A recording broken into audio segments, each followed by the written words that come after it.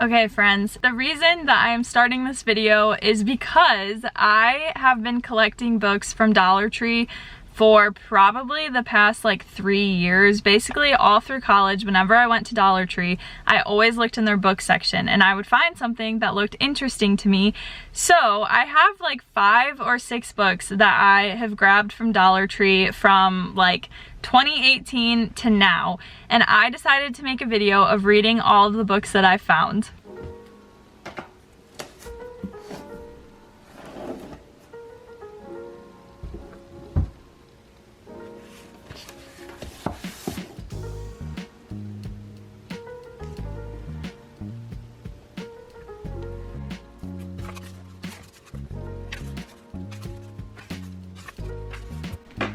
Okay, so I have my first Dollar Tree read done, and honestly, I have started another one. I didn't like it, so I stopped reading it, and I'm on the 3rd one, which is crazy. I realized I actually have 6, I'm pretty sure.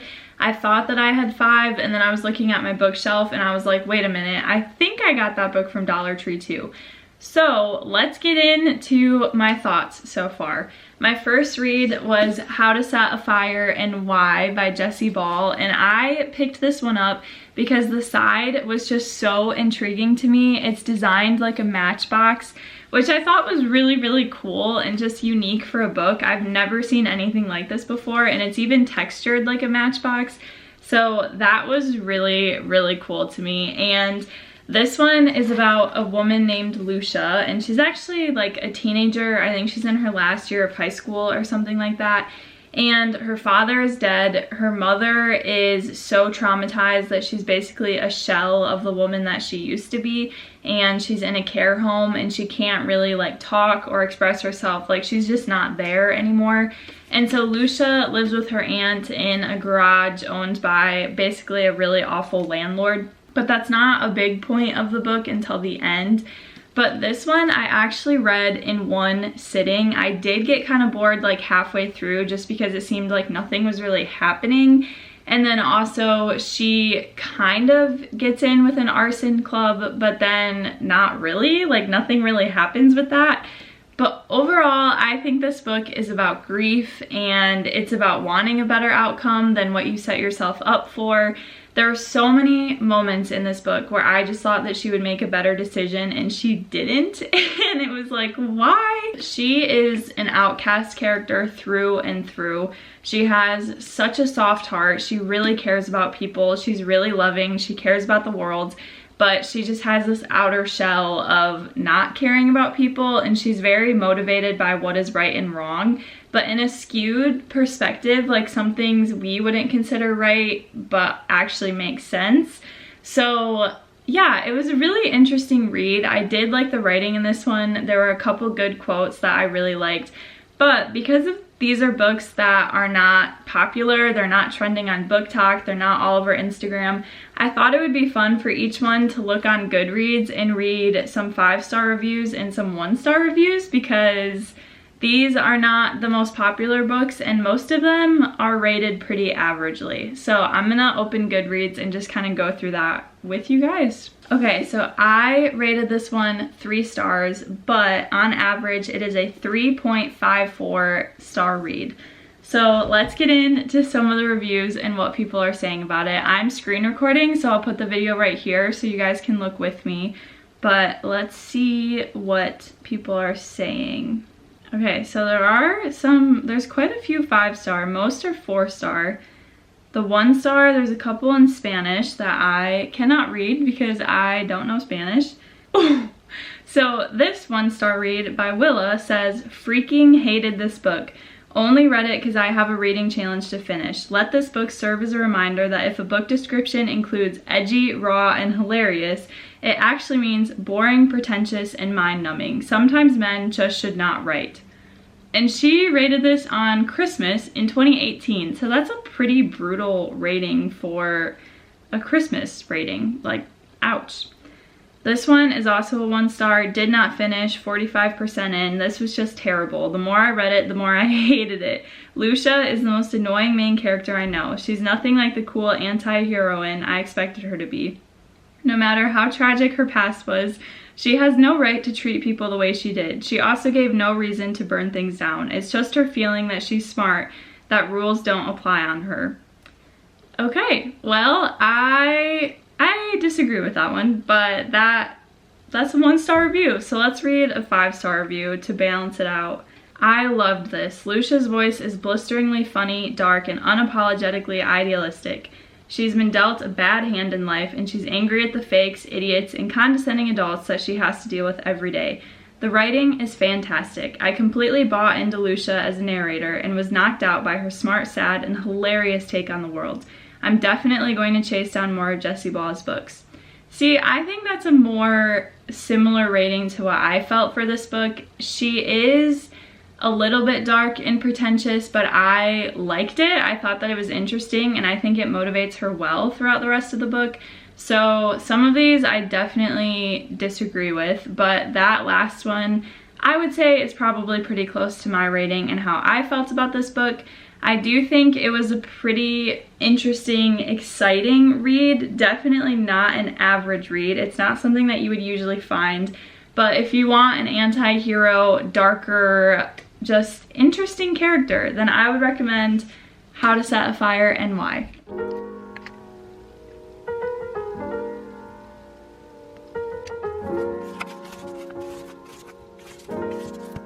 So this next read, I don't usually not finish a book, but I hated this one so much that I could not finish it. So it's called The Other's Gold by Elizabeth Ames. This is her first published novel, and it seemed like it was gonna be Pretty Little Liars vibes, where the characters have all done something, they've made a mistake, but they're redeemable, you love them, you want a better outcome for them, they become better people. So I think when I found this one and picked it up, I expected that it would be more like a Pretty Little Liars type of book or that kind of thing, and I was terribly wrong. So this book, let me read you the synopsis. Assigned to the same suite during their freshman year at Quincy Assigned to the same suite during the freshman year at Quincy Hawthorne College, Lainey, Ji-sun, Alice, and Margaret quickly become inseparable. The leafy green campus they move through together, the idyllic window seat they share in their suite, and the passion and ferocity that school and independence awakens in them ignites an all-encompassing love with one another. But they soon find that their bonds, forged in joy and fused by fear, must weather threats that originate from beyond the dark forests of their childhoods and come at them from institutions, from one another, and ultimately from within themselves. So it seems like this book about female friendship, getting to know each other in a college setting, and coming together even though they've made bad mistakes in their past. Well, let me tell you, this book is nasty.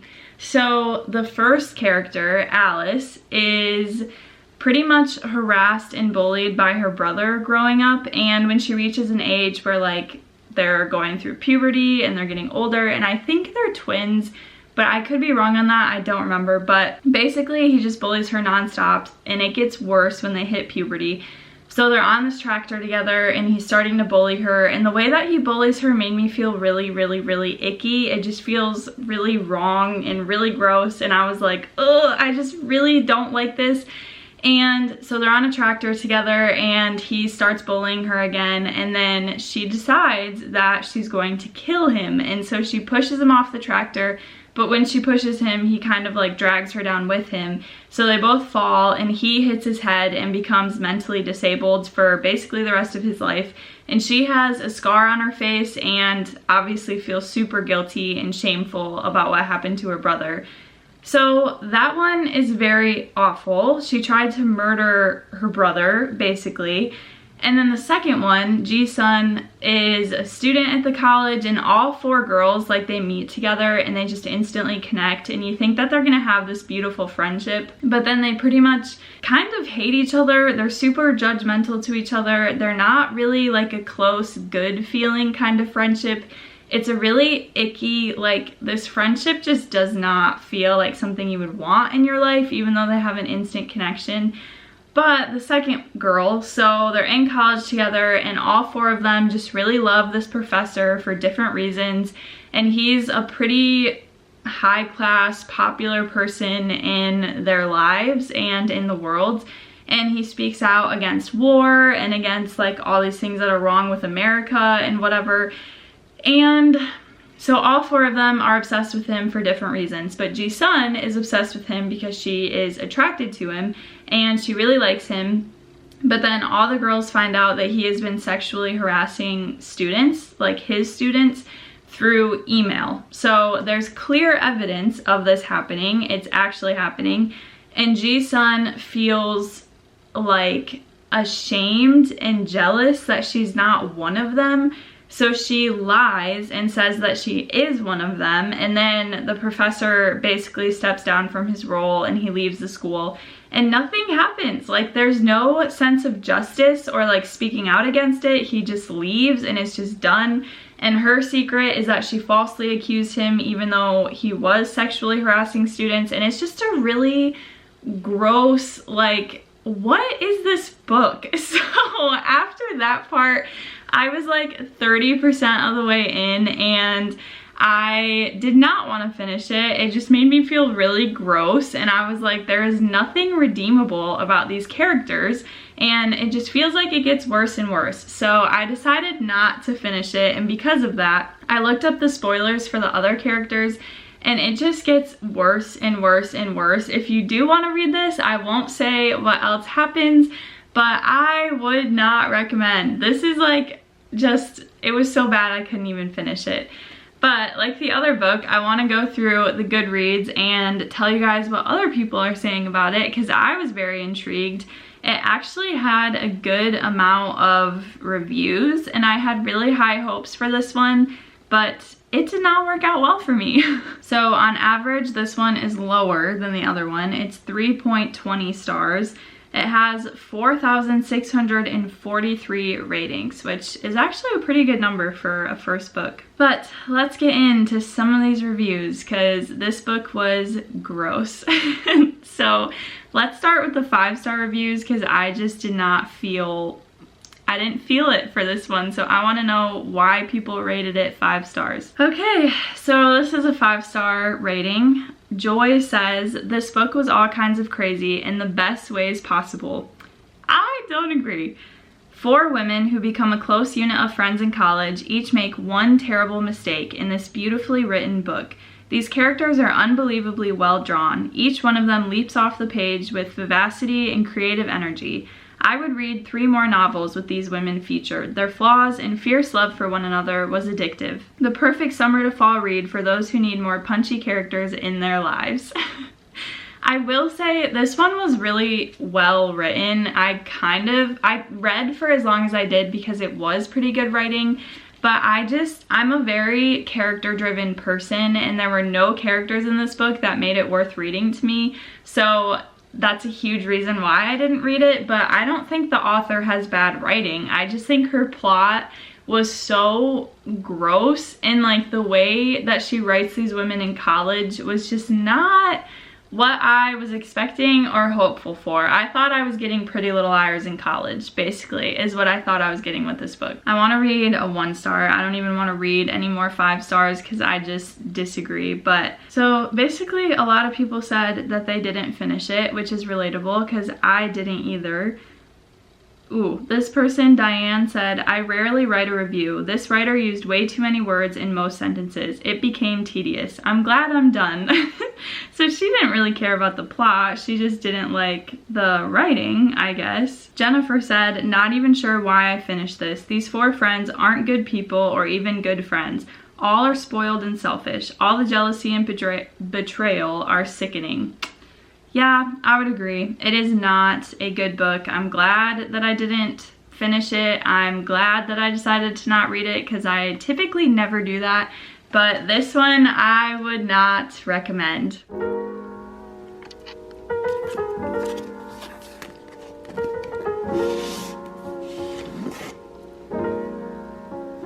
Today, the reason that I'm in my car is because I'm headed into a bookstore to actually meet a friend for coffee. But I decided to bring my bag with me, and I have a book and my journal, and I'm just gonna sit and get a coffee and read while I'm waiting for her. I'm a little nervous. I don't know if I'll actually film because it's been so long since I've taken my camera into a public space. But the book that I'm currently reading is called The Dying of the Light by Robert Goulrick, and I haven't started it yet. I was about to say it's interesting, but I haven't even started it yet. This is book 3 out of the books that I've gotten from Dollar Tree.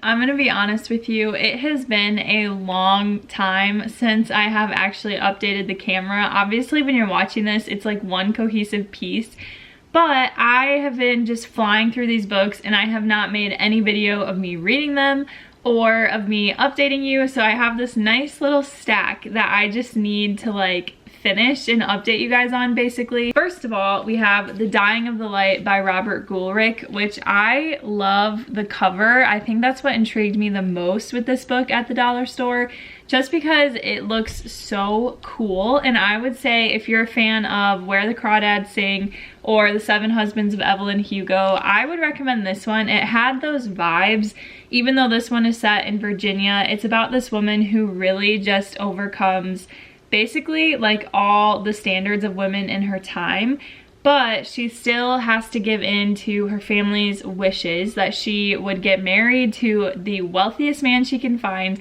because her family owns one of the richest and most famous houses in Virginia and in America, honestly.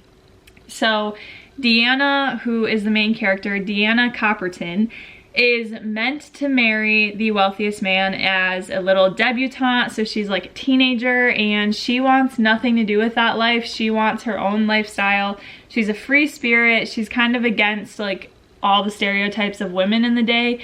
And yet she becomes the #1 debutante, the most beautiful, the most sought after, but there's one man who will not leave her alone. And he happens to be super wealthy, but he also happens to be really awful. So that's kind of how this book starts. I was intrigued reading about Deanna growing up, like from her childhood to becoming a debutante to like her adulthood, and then like after her first marriage and how her life changes and just all of the things that happen. It's a pretty crazy read.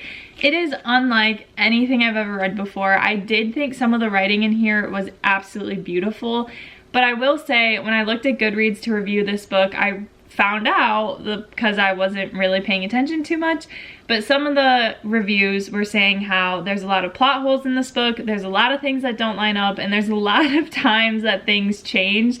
Like Deanna's age when she becomes an adult changes from like 61 to 62 and things like that, which is really funny to me. And then there's also things where like a character's in hiding, but they're still able to swim because they have an Olympic-sized pool. And it's like, how are they in hiding when they have an Olympic-sized pool? That doesn't make any sense. But if you just set those things aside, if you can, I would recommend this book because I thoroughly enjoyed it. I had a really fun time reading it. I was super intrigued.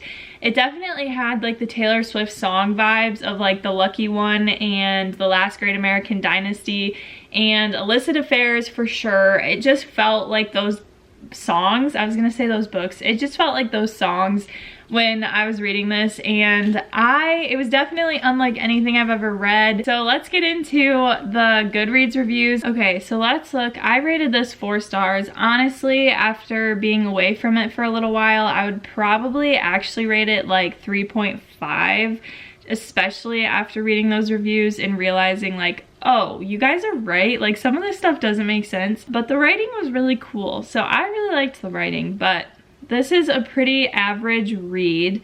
It is about 3.23 stars, so another average read. But let's see what some of these 5-star and what some of these 1-star reviews say. Suzanne said, an exquisite read. Grulich is a true talent. The ending was sheer. Okay, I don't know what that means, but all right. Atmospheric Southern Gothic that moves quickly to an unfortunate ending. I'm just gonna finish that because this person did not.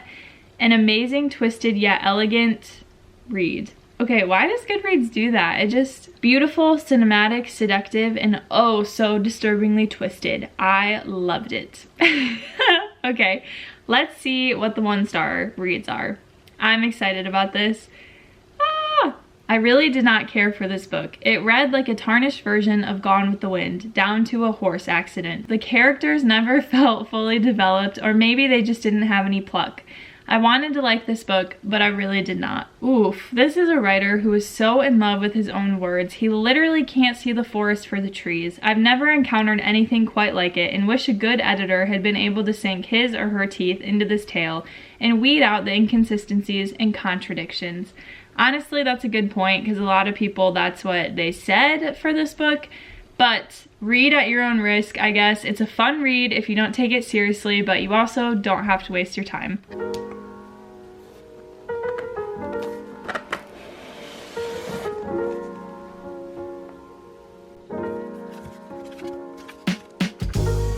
This was definitely an unexpected, really good read. I would have rated it 5 stars, but at some points I got a little bored, and the book was just so like this that it was hard to even pinpoint my feelings on it, so I definitely would rate it 4 stars and keep that rating. But it's called Everything Here is Beautiful by Mira T. Lee. And first of all, the cover of this book is just so eye-catching. It's so pretty. But second of all, this book, you guys, this book is so like crazy, beautiful, interesting, entertaining, all the things. And it is such a rare read. Like, I have never read anything like this. Basically, it follows this woman named Miranda. Like, it starts off in Miranda's point of view, and Miranda and her sister Lucia are both immigrants from, I think, China. I can't remember. Okay, yes, they are immigrants from China that came to America with their mom after an accident happened to their dad. Their mom claims it was a car crash, and you'll find out more if you read this book. And Miranda is your stereotypical first daughter. She's very responsible and manageable, and she loves to help Lucia. She basically puts her life on hold to help her sister in any way that she can. And Lucia is your free spirit. She's wild. She just wants adventure. She craves adventure. But she also has schizophrenia or something like that. She can't clearly be diagnosed because her mental illness is so across the board that they can't quite figure out what it is.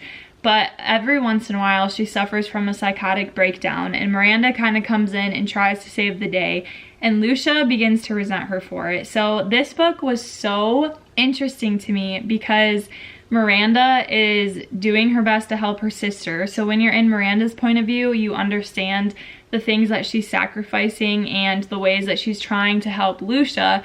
But then when you're in Lucia's point of view, you understand how controlling Miranda is, and you get angry at Miranda because you're like, why can't you give your sister a chance? And then the book is told from other POVs. So we also have Manny, who is an illegal immigrant in New York City from Mexico, actually from Ecuador.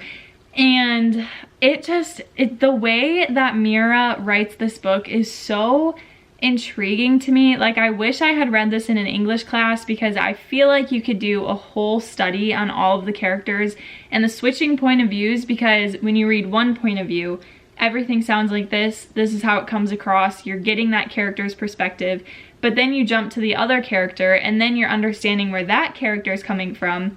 So in this book, no one is a hero, no one is a villain. You just really understand the condition of being human. Like, you understand Lucia and her mental illness, and she doesn't really desire to get better. Like, she doesn't fully understand those psychotic breaks because they're so real to her, because that's what mental illness is like. She can't separate her life from the mental illness, and she's trying so hard, but she also wants people to stop telling her to take her pills. And then Manny is just always stressed and anxious because he's an illegal immigrant and he's trying to help his family and all these things, but really his little heart just desires to play soccer back when things were so simple in his life. And now he's in this country, everything's foreign, and his family is across the border. And it just, the way that this book is written is so fantastic. It's so genius, it's so clever, and it broke my heart. Like, the ending, you just are rooting for all of the characters, but it just, I won't say anything else, but I could go on and on about this book. I think it is so smart and so genius, and it just actually portrays mental illness in a correct way, where the character is not miraculously healed, where she still has the breaks, even sometimes when she's on her pills. Like, it's just not a clear answer, and I just love that, because a lot of times mental illness in books can be used as like, oh, the character's quirky or the character has this, but it's not that serious. And it's like, no. Sometimes it can be really serious, and especially like anxiety and depression can lead to further mental breaks for someone that has other things going on. And I just really love this book. Like, I could cry about how much I love this book. I really, really, really, really, really want English professors to get their hands on this and make their students like analyze this book, because I might read it again and do that, but I don't know. Anyway, let's get into the Goodreads before I just overdo it about this book. This book has a slightly higher than average rating at 3.93, almost 4 stars, which is pretty cool.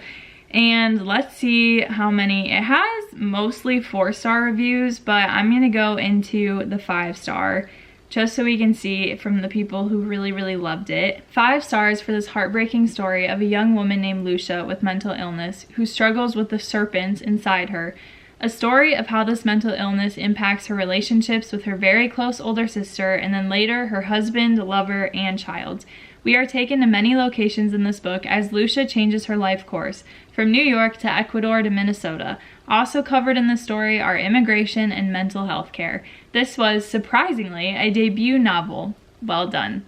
I couldn't agree more. I forgot another aspect of this book that I loved was the travel. Like, Miranda eventually moves to Switzerland. Lucia and Manny eventually moved to Ecuador together, and the story is also told in parts of another character that moves to Israel from New York City, and he's actually from there, and then also Minnesota, like that's mentioned. I just thought that was really cool, where it takes these characters and none of them are American citizens other than Lucia, who is born in America but was conceived in China. So it's like she's the only American born one, but she also just desires to be traveling all over the place, and she doesn't really have that sense of America feeling like home, because she just knows from her early childhood how much of a struggle it was for her mom and for Miranda. So that was really, really interesting. It was just really cool to read immigrant perspectives of this country that we're born in, and we just don't really ever consider like other people and their struggles and why they come to this country. So it was just such a good, fantastic read. I think more people should read this book. And the fact that it's a debut novel is insane, because the writing is so good, the storytelling is so good, and like I said, I could sit and analyze this book. Okay, 1 star. Thankfully, there's like a tiny amount of 1-star reviews, because I might get a little fired up, but we'll see what they say. Having lived with someone with bipolar disorder, I'm very familiar with what Lucia was experiencing. Listening to the audiobook, I found the author's continual repetition of the symptoms to be totally exhausting, and I finally had had enough. So boring, I could not finish it. Very familiar with mental illness. Could not get the connection between the sisters or any characters, really. Add in the occasional worry about deportation led the book to be all over the place. Okay. Well, as you can see, there's some people that think it's boring or too repetitive, which I would disagree with, because, I mean, yes, from a writing standpoint, it could be very repetitive, but also if you think about it, like, there's different times in people's lives when they are struggling with mental illness where they just have multiple breaks where it just comes up out of the blue, and symptoms may look a little bit different for each one, but I just thought that really held true to the realness of mental illness, and I really liked the book, so I'm gonna stand up for it, but I need to stop. Everyone's entitled to their opinion. So that is Everything is Beautiful.